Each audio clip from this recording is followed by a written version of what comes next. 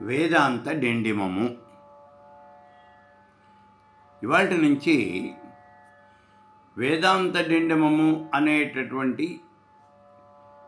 ఈ అద్వైత సిద్ధాంత గ్రంథాన్ని మనం ఉపన్యాసాలుగా చెప్పుకుందాం. ఈ గ్రంథాన్ని రాసినటువంటి వాడు శంకర భగవత్పాదుల వారు. దీంట్లో మొత్తం 93 శ్లోకాలు ఉంటాయి. 93 శ్లోకాలు. ఇవన్నీ కూడా అద్వైత సిద్ధాంతాన్ని ప్రబోధించేవే. అయితే మొట్టమొదటి శ్లోకంలోకి వచ్చేటప్పటికి వేదాంత భేరి యొక్క నినాదాలన్నీ కూడా ఏకమేవా ద్వితీయం బ్రహ్మ అనేటటువంటి విషయాన్నే చెబుతూ ఉన్నాయి. ఏకమేవా ద్వితీయం బ్రహ్మ అంటే ఈ చరాచర జగత్తులో బ్రహ్మము తప్పించి ఇంకా ఏదీ లేదు. ఏకం ఏవ అద్వితీయం బ్రహ్మ. అది అద్వితీయం అంటే రెండవది లేనటువంటిది, బ్రహ్మం ఒక్కటే ఉన్నది అని చెప్తూ ఉన్నాడు శంకరుడు. అయితే దక్షిణామూర్తి అనే పేరు కలిగినటువంటి తేజము నాకు సాక్షాత్కరించుగాక అని అంటాడు మొట్టమొదటి శ్లోకంలో. అదే చివరి శ్లోకంలోకి వచ్చేటప్పటికి ఈ వేదాంత భేరి ఇంతవరకు ఈ వేదాంత డిండిమము అనే ఉపన్యాసాలు విన్నటువంటి వాళ్ళందరికీ కూడా ఆ దక్షిణామూర్తి యొక్క అనుగ్రహంతో మోక్షం ప్రాప్తిస్తుంది అని అంటాడు. అంటే 1:93 అంటే మొట్టమొదటి శ్లోకము ఆఖరి శ్లోకము ఈ రెండింటిలోనూ కూడా దక్షిణామూర్తిని స్తుతించి మిగిలిన మధ్యలో ఉన్నటువంటి 91 శ్లోకాల్లోనూ పూర్తిగా అద్వైత సిద్ధాంతాన్ని ప్రతిపాదిస్తూ ఉన్నారు శంకర భగవత్పాదుల వారు. ఇక్కడ బ్రహ్మము అనేది సాకారము నిరాకారము అని 2 రకాలుగా ఉంటుంది కదా.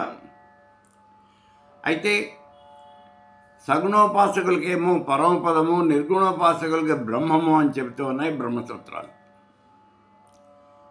నిర్గుణోపాసన చేసినటువంటి వాడికి బ్రహ్మము, సగుణోపాసన చేసినటువంటి వాడికి పరమపదము, ఈ విషయాన్ని చెబుతూ ఉన్నాయి. అయితే మనకి మార్గాల్లో జ్ఞాన మార్గము, కర్మ మార్గము అని 2 రకాలైనటువంటి మార్గాలు ఉన్నాయి, ప్రముఖమైనటువంటి మార్గాలు. ఈ 2 మార్గాల్లోనూ కూడా జ్ఞాన మార్గం గుండా ప్రయాణం చేసినటువంటి వాడు, ఈ జ్ఞాన మార్గం గుండా ప్రయాణం చేసినటువంటి వాడు ఏమవుతాడు? మోక్షాన్ని పొందుతాడు. బ్రహ్మమును పొందుతాడు అంటే మోక్షాన్ని పొందుతాడు. మరి కర్మ మార్గం గుండా ప్రయాణం చేసినటువంటి వాడు, ఇదే దక్షిణాయన మార్గం. తాను చేసినటువంటి కర్మకి తగినటువంటి ఫలితాన్ని మరణానంతరము స్వర్గాది లోకాల్లో అనుభవించి ఆ తర్వాత కర్మశేషాన్ని అనుభవించడం కోసం మళ్ళీ ఈ భూలోకంలో అవతరిస్తాడు. అలా అవతరించి మళ్ళీ కర్మ చేస్తాడు, మళ్ళీ స్వర్గలోకానికి వెడతాడు, మళ్ళీ అక్కడ స్వర్గ సుఖాలు అనుభవిస్తాడు, మళ్ళీ భూలోకంలో జన్మిస్తాడు. ఇలా పుడుతూ చస్తూ కర్మలు చేస్తూ స్వర్గలోకానికి పోతూ మళ్ళీ జన్మిస్తూ ఈ జన్మ మృతు జరాదులు అనేటటువంటి ఈ చక్రంలో పడి గిరా గిరా గిరా గానుగో కట్టినటువంటి ఎద్దు తిరిగినట్టుగా తిరుగుతూ ఉంటాడు. కాబట్టి కర్మలు ఎన్ని చేసినప్పటికీ కూడా ఉపయోగం అనేది ఏం లేదు. కర్మ చేయటం వల్ల తాత్కాలికంగా సుఖం కనిపించింది, సుఖం కలిగింది అని అనిపిస్తుంది మనకి. కానీ ఆ సుఖాలన్నీ కూడా దుఃఖాలకు హేతువులు. మనం లోకంలో పొందేటటువంటి లౌకికమైనటువంటి సుఖాలన్నీ కూడా దుఃఖానికి హేతువులు. కాబట్టి ఆ సుఖాలను మనం ఎప్పుడూ కూడా కోరుకోకూడదు. అనుభవించడం చేత కర్మ అనేది క్షయం కాదు, కేవలము జ్ఞానము వల్లనే కర్మ క్షయమవుతుంది. జ్ఞానాగ్నితో అన్ని రకాలైనటువంటి కర్మలు కూడా క్షయమైపోతాయి. కర్మక్షయమైనటువంటి వాడికి మోక్షం అనేది దొరుకుతుంది. అటువంటి వ్యక్తికి పునర్జన్మ అనేది ఉండదు. మోక్షం పొందాడు అంటే పునర్జన్మ అనేది లేదు, మరు జన్మ ఉండదు. అయితే ఈ చరాచర జగత్తంతా కూడా పరమేశ్వర స్వరూపమే. జగత్తులో ప్రాణం ఉన్నవి, ప్రాణం లేనివి, చలనం ఉన్నవి, చలనం లేనివి, దృశ్యమానమైనటువంటివి అన్నీ కూడా కంటికి కనిపించేవి, కంటికి కనిపించనటువంటివి అవి కూడా, ఇవన్నీ కూడా పరమేశ్వర స్వరూపమే. పరమేశ్వర స్వరూపం కానటువంటిది ఏమీ లేదు. చరాచర జగత్తులో ఉన్నటువంటిదంతా ఒక్కటే, అదే పరమేశ్వర స్వరూపము. పరమేశ్వరుడు కానిది అనేది ఏది కూడా ఇక్కడ లేదు. అంతా పరమేశ్వరమయం. అందుకే చెప్పాం సర్వం ఖల్విదం బ్రహ్మ, అంతా బ్రహ్మమయము. అంటే ఇంకోటి ఏమీ లేదు. ఈ జగత్తంతా కూడా పరమేశ్వర స్వరూపమే. ఆ పరమేశ్వరుడు ఎక్కడున్నాడు అంటే అహం బ్రహ్మాస్మి, నేనే పరమేశ్వర స్వరూపాన్ని. ఆ పరమేశ్వరుడు ఎక్కడో లేడయ్యా, నేనే పరమేశ్వరుణ్ణి. కాబట్టి జగత్తంతా కూడా నాలోనే ఉన్నది. ఈ రకంగా భావన చేయగలిగినటువంటి జ్ఞాని మాత్రమే మోక్షం పొందుతాడు తప్పించి మిగిలిన వాళ్ళకి మోక్షం రాదు. అహం బ్రహ్మాస్మి మహావాక్యం అది. తత్వమసి, అయమాత్మ బ్రహ్మ, ప్రజ్ఞానం బ్రహ్మ, ఈ మహావాక్యాలు వంట పట్టించుకున్నటువంటి వాడు, అటువంటి వాడు మాత్రమే మోక్షం పొందుతాడు. మిగిలిన వాళ్ళకి మోక్షం అనేది దొరకదు, దుర్లభం. అసలు పంచభూతాలకి మూల కారణం ఎవరు అంటే పరమేశ్వరుడు. ఆ పరమేశ్వరుడి నుంచే పంచభూతాలు ఆవిర్భవించాయి అని సృష్టిని గురించి చెప్పుకున్నప్పుడు అక్కడ చెప్పుకున్నాం మనం. కాబట్టి ఇక్కడ ఈ పంచభూతాల యందు ఉండేది ఎవరు? పరమేశ్వరుడు. వీటి మూల కారణం ఎవరు? పరమేశ్వరుడు. కాబట్టి ప్రళయకాలంలో ఏమవుతాయి? పంచభూతాలన్నీ కూడా నాశనం అయిపోతాయి, మళ్ళీ పరమేశ్వరుల్లో కళ్యాణం అయిపోతాయి. ఎక్కడి నుంచి వచ్చాయో అక్కడికే పోతాయి, పరమేశ్వర స్వరూపంలో లీనమైపోతాయి భూతాలు. మరి పంచభూతాలు కూడా నాశనం అయిపోయినప్పుడు, పరమేశ్వర స్వరూపంలో లీనమైపోయినప్పుడు ఇంకా మిగిలేది ఏమిటప్పుడు? పరమేశ్వర స్వరూపం ఒక్కటే, అదే బ్రహ్మము. అటువంటి ఆ పరమేశ్వరుణ్ణి చేరాలి అంటే, ఆ బ్రహ్మను మనం చేరాలి అంటే మనకి జ్ఞానము అనేది కావాలి. అందుకే చెప్తూ ఉన్నాడు జ్ఞానదేవత కైవల్యం, జ్ఞానం వల్లనే మోక్షం వస్తుంది అనే విషయాన్ని అక్కడ చెప్తూ ఉన్నది. అందుకే ఈ చరాచర జగత్తులో పిపీలికాది బ్రహ్మ పర్యంతం, బ్రహ్మ నుంచి స్తంభం వరకు ఉన్నటువంటివన్నీ కూడా, అన్ని పదార్థాలు కూడా పరమేశ్వర స్వరూపమే. అలానే పరమేశ్వర స్వరూపాన్ని, ఆ బ్రహ్మను ఉపాసన చేయాలి మనం. జీవుడే బ్రహ్మ, బ్రహ్మమే జీవుడు అనే విషయాన్ని మనం తెలుసుకోవాలి. ఈ విషయాన్ని పూర్తిగా మనస వాచ కర్మణ తెలుసుకున్నటువంటి జ్ఞాని మాత్రమే మోక్షం పొందుతాడు. జగత్తంతా పరమేశ్వరమయమే అని చెప్తూ ఉన్నప్పుడు మరి నువ్వేమిటి? నువ్వు కూడా పరమేశ్వర స్వరూపమే. జగత్తులో ఉన్నవి అన్నీ పరమేశ్వర స్వరూపమే అని చెప్తున్నాం కదా. మరి నువ్వేమిటి అంటే నువ్వు కూడా పరమేశ్వర స్వరూపమే, జగత్తంతా పరమేశ్వర స్వరూపమే. అందుకే నేను పరబ్రహ్మని, నా ఎదురుకుండా ఉన్నటువంటి నువ్వు పరబ్రహ్మ, ఈ పక్కన ఉన్నటువంటి వాడు పరబ్రహ్మ, ఆ పక్కన ఉన్నటువంటి వాడు పరబ్రహ్మ. ఈ చరాచర జగత్తులో కంటికి కనిపించే ప్రతి వస్తువు కూడా బ్రహ్మస్వరూపమే, పరబ్రహ్మమే.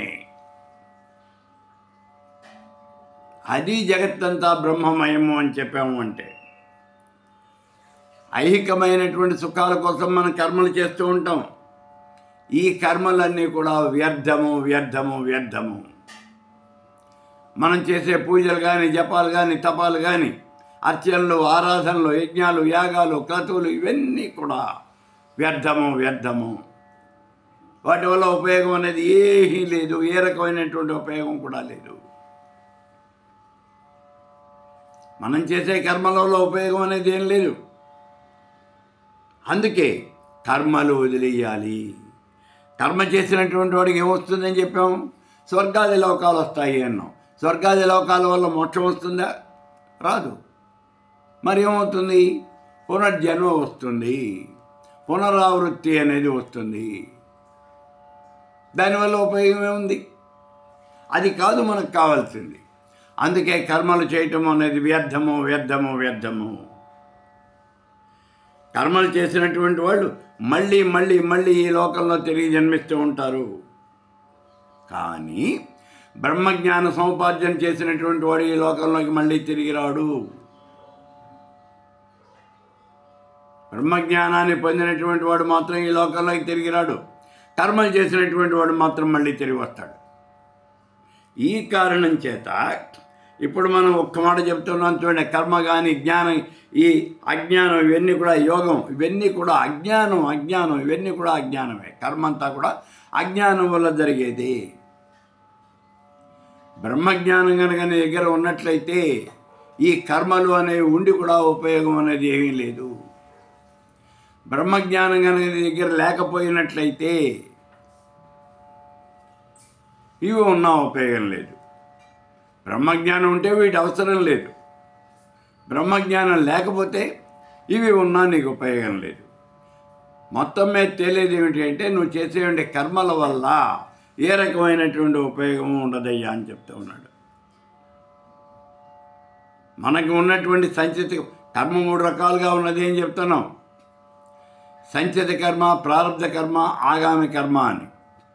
ఇందులో సంచితమైనటువంటి కర్మ, ఈ సంచితమైనటువంటి కర్మంతా కూడా జ్ఞానాగ్ని చేత దహించబడుతుంది.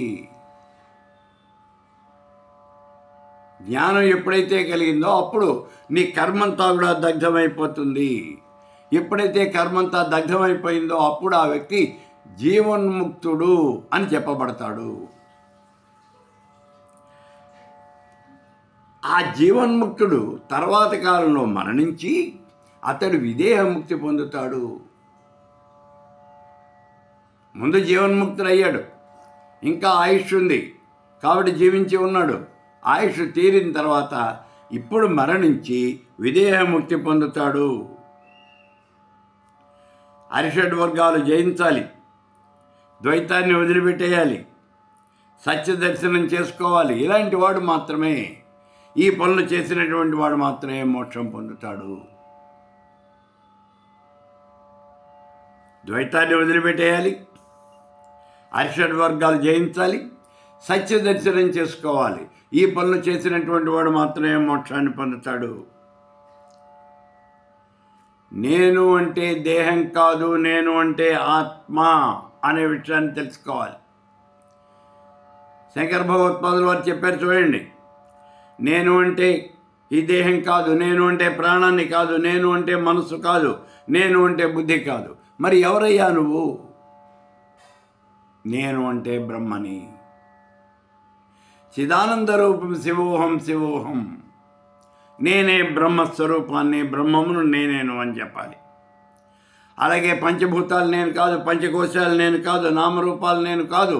ఇవన్నీ కూడా అనిత్యాలు, ఇవన్నీ నశించిపోయే అశాశ్వతమైనటువంటివి. అన్నీ నశించిపోతాయి, అన్నీ అశాశ్వతమైనటువంటివి. మరి శాశ్వతమైనటువంటిది ఏమిటంటే బ్రహ్మం ఒక్కటే శాశ్వతమైనది. అదే సత్యము, నిత్యమైనటువంటిది, శాశ్వతమైనటువంటిది. ఆ బ్రహ్మమే నేను. ఈ జగత్తంతా బ్రహ్మమే అని చెప్తూ ఉన్నప్పుడు ఇంకా తేడా అనేది ఎక్కడుందరా? అసలు నాకు బ్రహ్మకి తేడా ఏముంది? జగత్తంతా బ్రహ్మమే, నేను కూడా బ్రహ్మమే. మరి ఇంకా తేడా ఏమిటి? బ్రహ్మకి నాకు తేడా ఏముంది? అసలు లేను అనేవాడిని ఎక్కడున్నాను ఇక్కడ?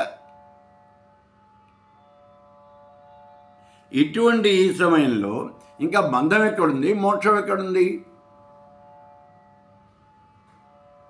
నేనే పరబ్రహ్మ స్వరూపం అయినప్పుడు ఇంకా మోక్షం ఎక్కడుంది? మోక్షం ఇచ్చేవాడెవడు, పుచ్చుకునేవాడెవడు? అసలు ఏమిటి ఇదంతా? ఏం మాట్లాడుతున్నారు? ఇదంతా అజ్ఞానము. అయితే ఈ విషయాలు మనం ఏదో పుస్తకాల్లో చదివి చెప్పడం కాదు, అనుభవపూర్వకంగా చెప్పాలి.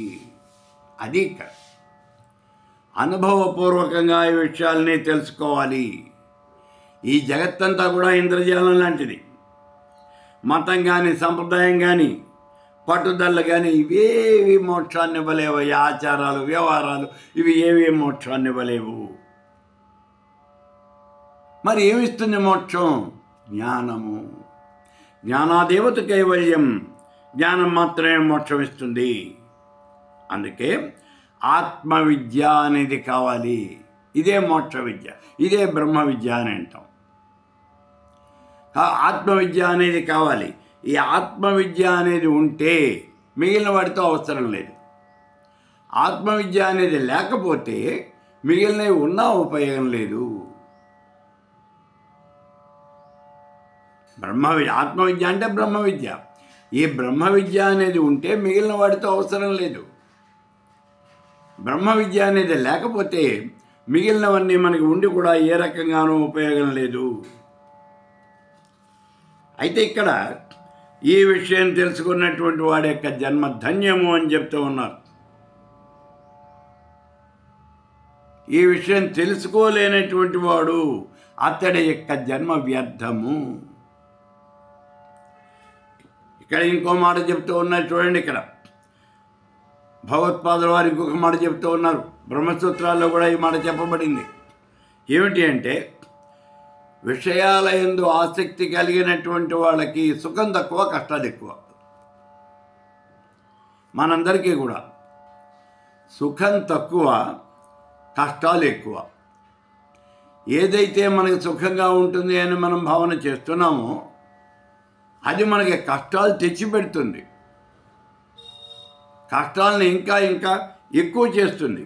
అంతే తప్పించి అదేమీ మనకి సుఖాన్ని ఇవ్వదు. ఈ విషయాన్ని మనం చాలా జాగ్రత్తగా చూడాలి. ఈ విషయాన్ని తెలుసుకునే మనం ముందడుగు వేయాలి. ఇతరమైనటువంటి ఆలోచనలు ఏవి కూడా నీ మనస్సులోకి రాకుండా చూడాలి. కేవలం జ్ఞానాన్ని గురించే మనం మాట్లాడాలి. ఈ విషయాన్ని బాగా గుర్తించాలి. ఇలా మనం బ్రహ్మని భావన చేయాలి. ఈ బ్రహ్మని భావన చేయటం అంటే ఇక్కడ ఒక్క మాట ఏమంటే, భ్రమరక న్యాయము అని ఓ న్యాయం ఉంది. ఏముంటుంది? తుమ్మెద గుడ్లు పెట్టదు. మరి ఏం చేస్తుంది? కొంత పేడ తీసుకొచ్చి ఒక గోడ మీద ఓ చెట్టుకో అంటిస్తుంది పేడ. అలా అంటించిన తర్వాత ఒక పేడ పురుగును పట్టుకొచ్చి ఆ పేడలో అంటించేస్తుంది. పేడలో అంటించబడినటువంటి పేడ పురుగు అందులోంచి బయటికి రాలేదు. ఆ పేడ జిగురుగా ఉంటుంది, అందులో అంటుకుపోతుంది. ఇలా దాన్ని అంటించిన తర్వాత ప్రతిరోజు నిర్ణీతమైనటువంటి సమయంలో ఈ తుమ్మెద ఆ పేడ పురుగు చుట్టూ ఇలా చుట్టూ తిరుగుతూ బుమ్మని జుంకారం చేస్తూ ఉంటుంది. జుమ్ అని అలా అరుస్తూ తిరుగుతూ ఉంటుంది అంతే. అలా కొంతకాలం అయ్యేటప్పటికీ ఈ పేడ పురుగు తన యొక్క ఉనికిని తాను పూర్తిగా మర్చిపోతుంది. మర్చిపోయి తను కూడా జుమ్ అంటూ అలా నాదం చేస్తూ బయటకు వచ్చేస్తుంది. చూడండి, అందుకే దీనికి భ్రమరక న్యాయము అంటారు. అంటే ఏమవుతుంది? ఈ పేడ పురుగుని తీసుకెళ్ళి పేడ కంటించేసి దానికి బ్రెయిన్ వాష్ చేస్తోంది. నువ్వు పేడ పురుగు కాదు, నువ్వు తుమ్మెదవి, నువ్వు తుమ్మెదవి, నువ్వు తుమ్మెదవి అని అట్లా చెప్తూ బ్రెయిన్ వాష్ చేస్తోంది. ఆ బ్రెయిన్ అంతా వాష్ అయిపోయేప్పటికీ ఆ పేడ పురుగు కాస్త తాను తుమ్మెదని అని భావన చేస్తూ అలా బుమ్ జుమ్ అంటూ ఇలా తిరుగుతూ ఉంటుంది. అది కూడా అలాగే తిరుగుతుంది. అలా మనం ఈ బ్రహ్మని ఆరాధన చేయాలి. అహం బ్రహ్మాస్మి, నేనే పరబ్రహ్మ స్వరూపాన్ని, నేనే పరబ్రహ్మ స్వరూపాన్ని. ఈ చరాచర జగత్తులో ఇంతకు మించినటువంటిది ఏది కూడా లేదు, నేనే బ్రహ్మని అని మనం భావన చేయాలి. అలా మనం భావన చేయాలి అంటే దానికి ముందు మనం అరిషడ్ వర్గాలు జయించాలి. ఊరికే భావన చేస్తే కుదరదు. అరిషడ్ వర్గాలు జయించాలి, అహంకార మమకారాలు జయించాలి. ఇవన్నీ జయించిన తర్వాత అప్పుడు ఈ భావన అనేది చేయాల్సింది. ఆ భావన ఎప్పుడైతే నువ్వు చేయగలిగావో అప్పుడు నువ్వు బ్రహ్మం అయిపోతావు. ఇది పేడ పురుగు 9 అయిపోయినట్టుగా. ఇక్కడ మనం గుర్తించాల్సిన విషయం ఏమంటే, కర్మ అనేది చేస్తే ఆ కర్మ ఫలితాన్ని మనం అనుభవించాలి. కర్మ చేసినప్పుడు తప్పనిసరిగా కర్మ ఫలితాన్ని మనం అనుభవించాలి, అనుభవించి తీరాలి. ఇది ఎవరికైనా తప్పదు.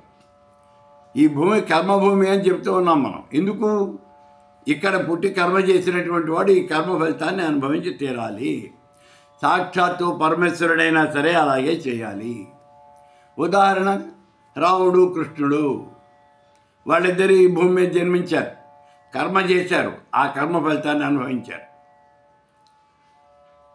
రాముడు చెట్టు చాటు నుంచి వాళ్ళని చంపాడు, ఆ కర్మ ఫలితంగానే కృష్ణావతారం వచ్చి బోయవాడి చేతిలో మరణించాడు. కృష్ణుడు కురుక్షేత్ర సంగ్రామంలో 100 మంది కౌరవుల్ని సంహరించేశాడు.